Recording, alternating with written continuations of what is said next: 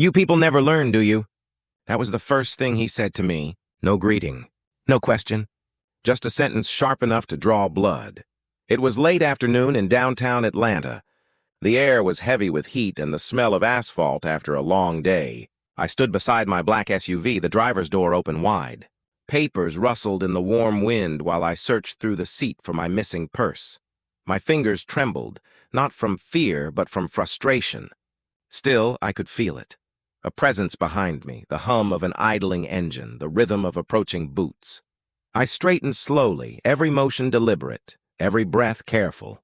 The patrol car lights flashed red and blue across the hood. He stepped out, white, mid-40s, sunburned face set into authority. The name on his badge read Mulligan. "Sir," I began, forcing steadiness into my voice. "This is my car. I just lost—" "Step away from it," he snapped, his hand resting on the holster like a promise. Around us, people kept walking, briefcases, coffee cups, eyes that pretended not to see. Each footstep sounded like a door closing on my dignity. He circled the SUV once, slow, suspicious. "What's your name?" he asked. "Danielle Lawson. Got ID on you?" "I told you, I lost my purse," he smirked. "That so?" "Convenient." The cuffs came out before I could finish another sentence. Cold metal kissed my wrists, and something inside me went still. Rage. Shame. The heavy realization that none of it mattered right now. He read me my rights in a tone too casual, too practiced. Words without weight. As he led me toward the cruiser, sunlight bounced off the windshield and blinded me for a moment. I blinked hard, refusing to let tears show. In the glass, I saw our reflection, a white officer, a black woman in cuffs. Justice and irony side by side, my throat ached to speak, to tell him who I was, to remind him that I'd spent 10 years defending people from men exactly like him. But I said nothing until the door closed behind me, sealing the heat and silence inside the car. Then, barely above a whisper, the words slipped out.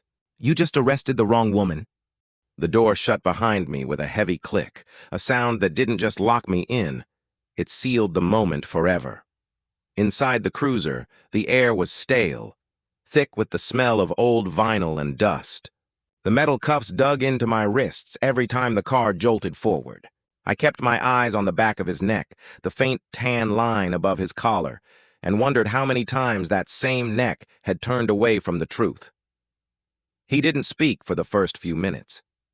The silence stretched, filled only by the low growl of the engine and the faint crackle of the police radio.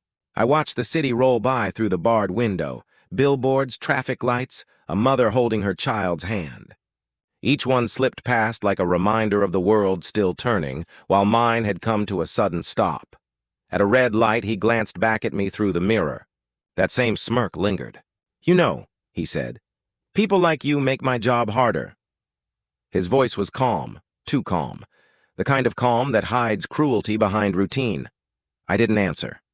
I'd learned long ago that silence could be stronger than argument. He took my quiet as arrogance. "Bet you thought you could just walk away, huh?" he muttered. "I told you already," I said softly. "It's my car." He laughed once, short, dry, without joy. "Yeah, sure." The light turned green. We moved again. The rhythm of the tires on the road steady, hypnotic. I counted the seconds between the bumps. I needed something to hold on to, even if it was just the passing of time. A billboard slid into view. Law, justice, equality. The irony twisted in my chest. My own face had appeared on a poster like that once, back when I'd been invited to speak at a college about fairness in law enforcement. Now here I was, handcuffed, a lesson in hypocrisy. When we reached the precinct, he parked with a jerk that made my shoulder hit the door. "Watch your head," he said, as if pretending to care. The words stung more than the bruise forming on my arm. The moment I stepped out, the heat hit me again. But this time it wasn't just from the Georgia sun. It was from the eyes of every officer who glanced up as we walked inside. Some looked curious, others indifferent. None questioned him. The fluorescent lights inside buzzed overhead. They always buzzed in police stations, a constant reminder that comfort doesn't belong here. He guided me past a hallway of desks and chatter. Phones rang. Laughter echoed from somewhere I couldn't see. It all sounded distant, unreal, like I'd stumbled into a world where my name, my job, my dignity meant nothing. He stopped at an empty chair. "Sit," I obeyed, not because I had to, but because there was power in choosing not to fight. Not yet. As he filled out a form, I studied his handwriting. Messy, hurried, the pen carving grooves into the paper. He didn't look at me again. The younger officer at the next desk glanced my way. Our eyes met for half a second. There was hesitation there, doubt, the kind of look that says he knows this isn't right. But he looked away too. For the first time that day, a single thought anchored itself in my mind, clear and cold. If this is what justice looks like from the inside, then maybe it's time someone rewrote the rules. They placed me in a small gray room. 4 walls, 1 table, 2 chairs, and a single buzzing light that made the air hum. The cuffs were gone, but the weight of them still pressed around my wrists, a ghost made of metal and memory. I sat there for a long time. No one spoke to me. No one even looked my way. It was as if silence itself had become part of the punishment. Through the thin glass window, I could see the main office, officers moving back and forth, papers changing hands, laughter here and there. The world outside that door seemed so normal. Inside, time had stopped. My reflection in the glass looked calm, maybe too calm. But under that stillness, I could feel it, a slow burn spreading through. Me, anger, disbelief, the quiet humiliation of being treated as invisible. I'd spent my entire career defending people who never got the benefit of the doubt. I'd stood in front of juries, argued for compassion, begged for reason. But in that room, I understood something I'd always known, yet never felt this close. That justice, no matter how loud you speak it, is often deaf when it looks at people like me. The door opened suddenly. He walked in, Mulligan, holding a clipboard, pretending confidence. Behind him, a younger officer followed, hesitant, eyes darting between us. "Well," Mulligan said, flipping through his notes, "says here you claim to be a lawyer." I didn't answer. He looked up, smirking. "Or is that just another story?" I folded my hands on the table, steady. "You could verify it," I said softly. "All you have to do is make a call." He ignored that. "Why were you breaking into that car?" "I told you," I replied, "it's mine." "Then why no ID?" "I lost my purse." He sighed, as if bored with the repetition, as if truth were an inconvenience. The younger officer finally spoke. "Sir, maybe we should check the registration." "The system?" "I said I'll handle it," Mulligan snapped. That was when something shifted in me. Not rage, not yet. Something colder. Resolve. I leaned forward, meeting his gaze. "Do you even hear yourself?" I asked. "You're building a case out of your own assumptions." He smirked again, but it faltered this time. "Ma'am, you can save your speeches for the judge." I almost laughed, not because it was funny, but because it was absurd. A white man in uniform telling a black attorney to save her speech for the judge. I had spent the last 6 years standing beside those very judges, defending the people he never cared to understand. The light above us flickered once, briefly. It cast his shadow across my face, and for a second I felt swallowed by it. But then the light steadied, and so did I. "Tell me something, officer," I said quietly.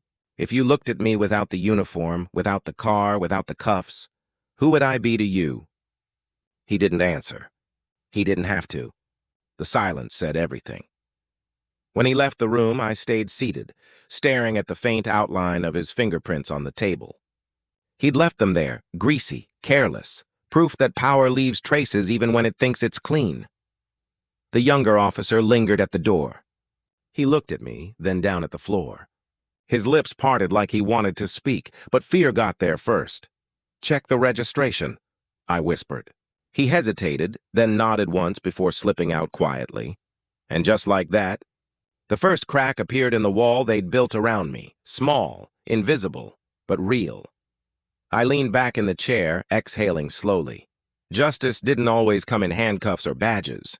Sometimes it began with doubt, the kind that spread quietly, like light under a closed door. Time moved strangely after he left. Minutes stretched into hours, or maybe it was the other way around. In that room, light didn't change. Only the weight of waiting did. I kept my eyes on the door. Every sound from the hallway made my pulse jump. Footsteps, a drawer, the hum of the vending machine. Each one might have been the sound of my freedom or just another false start. Finally, the door opened. Not Mulligan. The young officer, Reed, his badge said, stepped in quietly, closing the door behind him. He looked different now, his confidence stripped down to hesitation. He glanced toward the small camera in the corner of the ceiling, then back at me. His voice was barely above a whisper. "Ma'am, I checked the registration. I didn't move. Sometimes stillness is the only control you have left. The car's registered to you," he continued, "and, well, the system flagged your name." I raised an eyebrow. "Flagged?" He swallowed. "Yes, ma'am, you're on the state attorney's roster." For a second, I forgot to breathe. Not because I was surprised, I'd told them who I was, but because the truth had finally spoken in someone else's voice. Reed shifted his weight. "He told me not to run your name," he said, guilt heavy in his tone. But I couldn't ignore it. I studied him. There it was, the crack. Small, human, and enough for light to slip through. "Thank you," I said quietly. He nodded, almost ashamed of the gratitude. "Captain Harris is on her way down," he added. "When she hears about this—" He stopped mid-sentence, eyes flicking to the window. Footsteps, heavy ones. Mulligan entered without knocking. He filled the doorway like a storm returning too soon. "Reed," he barked. "Out!" Reed froze. "Sir, I said out!" The young officer hesitated, then stepped aside. But before leaving, he met my gaze for a brief second, a silent apology, and shut the door. Mulligan leaned over the table, close enough for me to see the fine sheen of sweat on his forehead. "You think you're smart, don't you?" he hissed. "You play your little card, say you're someone important, and hoping I'll back off?" I met his stare, unflinching. "You could have checked hours ago." His jaw tightened. "You people always have an excuse." There it was again, that phrase. The poison that never changed its taste. Before I could answer, the door swung open. A woman's voice, steady and commanding, cut through the tension. "Officer Mulligan." He straightened instantly. Captain Harris stood there, tall, calm, authority radiating from every word she didn't need to say. "Step outside," she ordered. He started to speak, but one look from her silenced him. When he left, she turned to me. The coldness in her eyes melted into recognition. "Miss Lawson," she said softly, "I'm sorry." I nodded once, not trusting my voice yet. Her apology wasn't just for me. It was for a system that kept breaking the same way. As she uncuffed me, the metal fell against the table with a dull, final sound. A small bruise circled my wrist, proof of everything I'd endured in silence.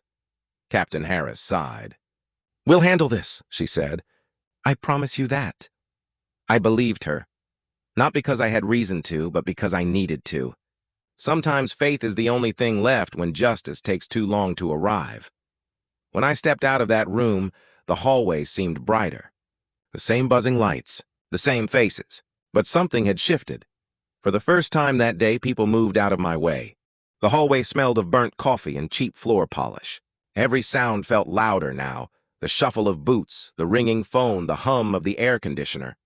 It wasn't that the noise had changed, I was no longer invisible. Captain Harris walked ahead of me, her steps clipped and certain. Officers turned as we passed.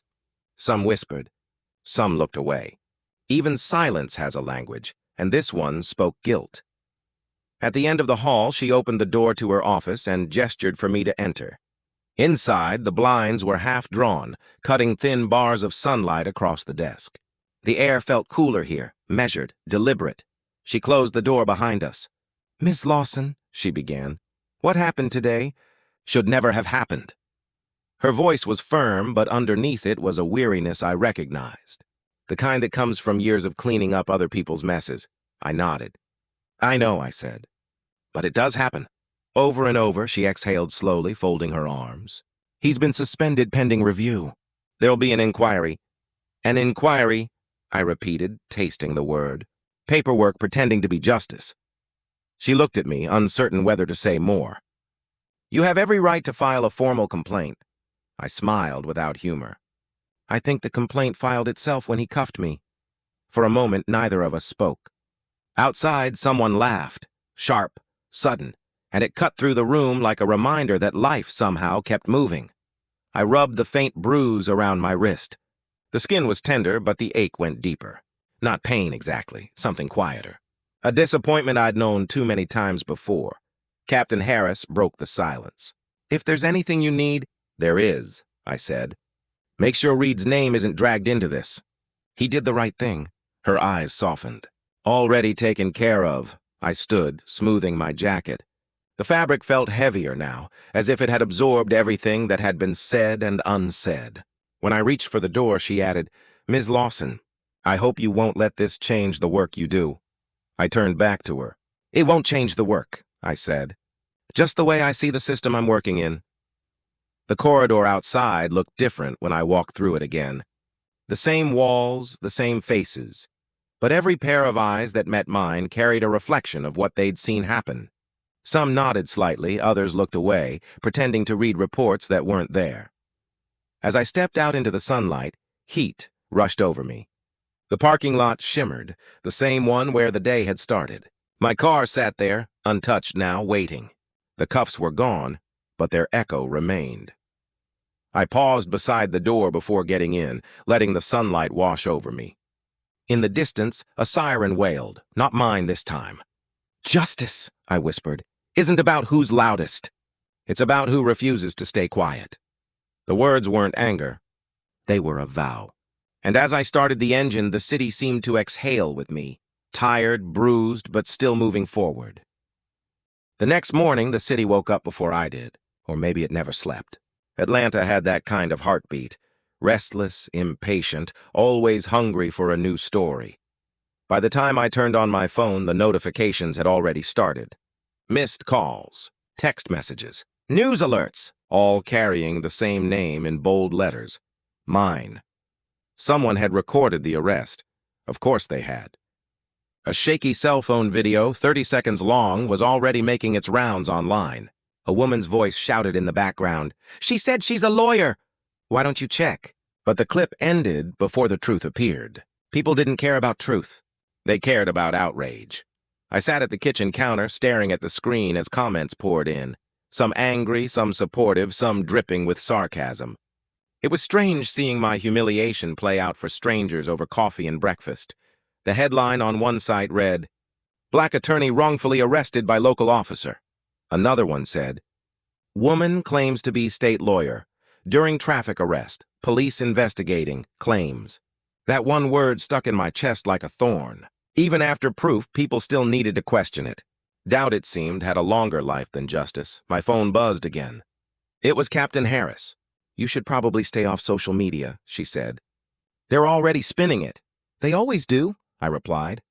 Her sigh came through the line. "Are you pressing charges?" "Not yet," I said. "Maybe not at all." After the call, I sat there in silence.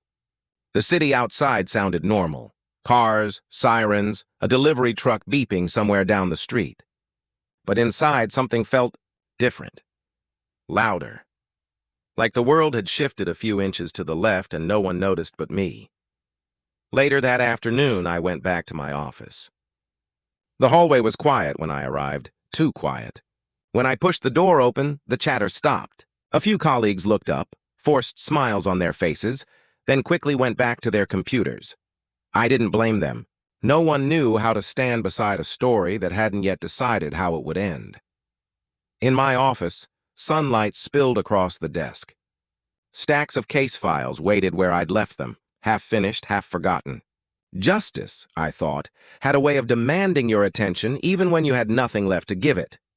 I sat down, opened a folder, and tried to read. But every word blurred into the same question. How many times would this happen before it stopped being news? A knock came at the door. It was Officer Reed, no uniform this time, just a plain shirt and that same quiet guilt in his eyes. "I wanted to say thank you," he said. "For what?" "For not naming me in the reports." "You didn't have to do that," I smiled faintly. "You did the right thing when no one else did." "That's what matters." He nodded awkwardly, then left. And for a moment, I let the silence settle again. It felt cleaner now, lighter, like something had been lifted. I turned off my phone, pushed the news aside, and leaned back in my chair. Outside, clouds gathered over the skyline, pale gold against the afternoon light. I thought of everything that had happened, the cuffs, the faces, the noise. It was strange how a single day could fracture a lifetime of composure. Still, I wasn't broken, just reshaped. "Let them talk," I whispered. "The truth doesn't need to shout. It just needs to last." And for the first time since that day began, I let myself breathe. Fully, deeply, without fear of being seen. The invitation came 2 days later. A neatly worded email from a local news producer. "We'd love to have you share your story on air. People need to hear what happened." I stared at it for a long time. The words "share your story" felt heavier than they should. They made it sound simple, like recounting a memory, not reliving a wound. By noon, my inbox was full of similar requests. Reporters, activists, podcasts, everyone wanted the same thing. A quote, a reaction, a soundbite they could wrap up and sell as justice. But justice doesn't fit in 15 seconds of airtime. It takes longer, and it costs more. That evening, I drove to the river just outside the city. The water moved slowly, gold and silver under the sinking sun. Atlanta's noise faded behind me until all that remained was the whisper of current against stone. I sat on a bench, hands folded in my lap, and tried to breathe past the weight in my chest. The question wouldn't leave me. Was silence still strength? Or just another form of surrender? My phone buzzed again. "Captain Harris." "They'll talk about this whether you do or not," she said. "At least if you speak, they'll have to face you while they listen." Her words echoed after the call ended. She was right. Silence protects peace, but sometimes it also protects injustice. I closed my eyes and thought of every client I'd ever defended. The faces that had looked at me the way I'd looked at that officer, waiting to be seen, to be believed. If I stayed quiet, what would I be telling them? That even the people who fight for justice must bow to shame when the world turns its gaze on them? No, not this time. When I opened my eyes, the sky had deepened to violet. The first stars blinked awake above the city. I pulled out my phone and typed a single line into a blank post. "Tomorrow at 7 p.m., I'll tell my story." Not for attention, for accountability. I hit publish before I could talk myself out of it. The screen glowed for a second, then went dark. The sound of the river filled the silence that followed. Driving home, I passed the same courthouse where I'd been humiliated. Its windows reflected the city lights like watchful eyes. For the first time, I didn't look away. Inside me, fear and conviction twisted together, uneasy allies. My pulse raced, but beneath it there was something steadier, stronger. "They took my voice for a day," I whispered to the windshield. "But tomorrow, I'm taking it back." And as the traffic lights changed from red to green, I realized that courage doesn't arrive with certainty. It arrives with decision, and I'd just made mine. By the time I reached the studio, the city had turned gold and blue, that hour when sunlight gives up and neon takes over. The parking lot buzzed with cameras, cables, people moving with rehearsed urgency. Someone pointed me toward a narrow hallway lined with posters of anchors, smiling too wide to be real. The air smelled of hairspray and coffee gone stale. A young assistant led me to the green room. 5 minutes, she said, and disappeared before I could answer. 5 minutes. 5 minutes before the world stopped seeing me as the lawyer who got arrested and started seeing me as the woman talking about it. I sat down in front of the mirror. The makeup lights were blinding, small suns circling my reflection. For a moment, I barely recognized the woman staring back. Her posture was perfect, her breathing calm, but behind her eyes was the same flicker I'd seen in every client before they took the stand, the space between truth and fear. A knock. Captain Harris stepped in. "Off duty? Still commanding. You ready?" she asked. "No," I said honestly. She smiled a little. "That's how you know you're about to tell the truth." When the producer called my name, everything narrowed. The hallway, my pulse, the sound of my own footsteps. I followed him to the set. Bright lights, a desk, a camera lens staring like an unblinking eye. The host smiled, practiced, professional. We shook hands. He leaned toward me as the countdown began. "Just speak from the heart," he said. "People respect that." Then the red light blinked on. "Good evening," the host began. "Tonight, we speak with Danielle Lawson, a state attorney whose recent wrongful arrest has sparked national debate on racial bias in law enforcement." His introduction felt like someone else's life. I waited for his first question, palms resting quietly on my lap. "Ms. Lawson," he said, "how does it feel knowing millions have seen that video?" I breathed in slowly. The answer came easy. It feels like they watched a 30-second version of my dignity being questioned, but not the 10 years I spent fighting for justice. The studio went still. The host nodded carefully. "Do you believe what happened was racism?" The word hung between us like heat. I didn't rush it. "I believe it was a symptom," I said. "Racism isn't always a slur. Sometimes it's a silence. Sometimes it's the decision not to check a name before making an arrest." A hush rippled through the crew behind the cameras. I could feel them listening, really listening. "And Officer Mulligan?" he asked. I hesitated. Anger wanted to speak first, but I'd learned to let grace go before rage. "I don't hate him," I said. "But I hope he learns that a badge doesn't make you right. It makes you responsible." The host looked down at his notes, then back at me. "You could have stayed quiet. Why come here tonight?" I met the camera lens head on. Because silence never saved anyone. Because the next person he pulls over might not have a title to protect them. There was a pause long enough to feel like eternity. Then the host said softly, "Thank you for your courage." The red light went off. Applause. Faint. Genuine. Captain Harris waited near the exit. When I walked out, she placed a hand on my shoulder. "You did good," she said. Outside, the city breathed around me. Traffic, voices, the hum of night. My phone vibrated again, messages flooding in, but I didn't check them. For once, the noise didn't matter. I'd said what I came to say, and somewhere, I hoped, someone who needed to hear it was finally listening. Fame doesn't feel like victory. It feels like standing in the middle of a storm. Everyone shouting your name, but no one really seeing you. By sunrise, the interview had gone viral. Clips filled my feed. Edited, captioned, remixed. Some praised my courage. Others called me a liar.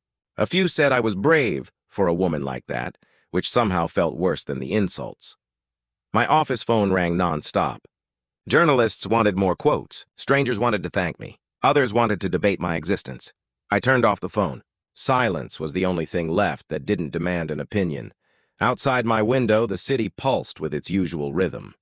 Cars, sirens, people rushing to places that mattered only to them. For a moment, I envied their anonymity, the privilege of being ordinary.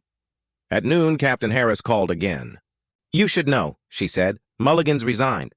I didn't answer right away. Resignation wasn't justice, but it was a start. "He'll be fine," I finally said. "They always are," she paused.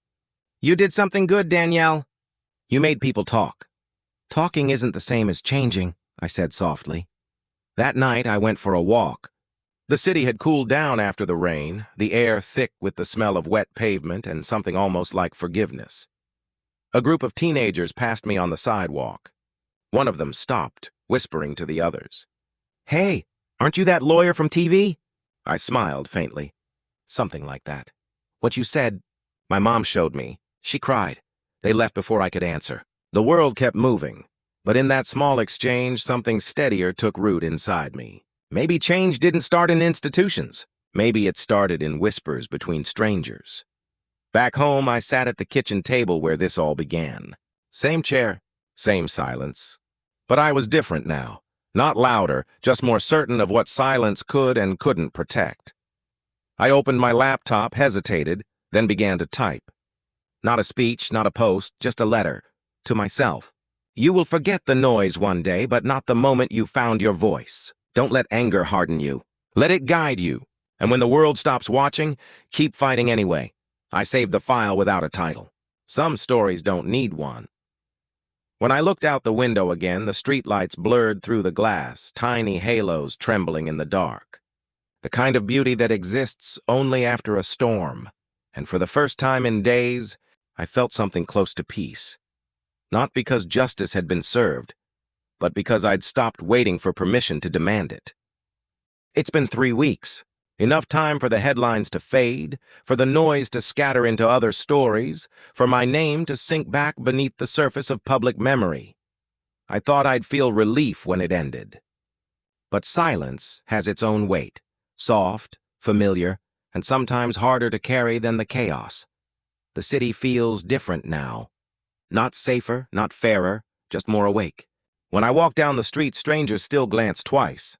Some with recognition, others with curiosity, and a few with that look people give when they think you've survived something they could never endure. At first, I avoided those eyes. Now I meet them, not out of pride, but because I finally understand what it means to be seen. Last Friday, I spoke at a community forum downtown. It wasn't planned. Someone asked me to fill in for another speaker who'd canceled last minute. I almost said no, but something inside me, quiet, persistent, said go. The auditorium smelled of old wood and rain. About 50 people sat scattered in folding chairs, some young, some old, each carrying their own version of a story like mine. When it was my turn, I didn't bring notes. I just spoke. Justice, I told them, isn't a destination. It's not a courthouse or a conviction. It's the moment you decide to stop pretending that wrong is normal. No applause followed. Just stillness, the kind that listens. And in that stillness I felt something shift again, small but real, like a thread being pulled through the fabric of something larger. Afterwards, an older man approached me. His hands trembled when he spoke. My grandson was arrested last year, he said. They never apologized. He paused. Hearing you tonight, it helped. I didn't know what to say, so I just nodded. Sometimes words only get in the way of healing. That night I drove home in silence. The streets were slick with rain, reflections of streetlights gliding across the windshield like ghosts. When I stopped at a red light, I caught my reflection in the mirror, not the woman from the video, not the lawyer from the headlines, just me, tired, human, still standing, and for the first time in a long time, I didn't feel angry. Not because forgiveness had come easily, but because I finally understood. Anger and justice aren't the same thing. One burns, the other builds. As the light turned green, I whispered a quiet promise to the night, not to the officer, not to the city, but to myself. I'll keep fighting, but I'll do it with open eyes and an open heart. The rain eased as I turned onto my street.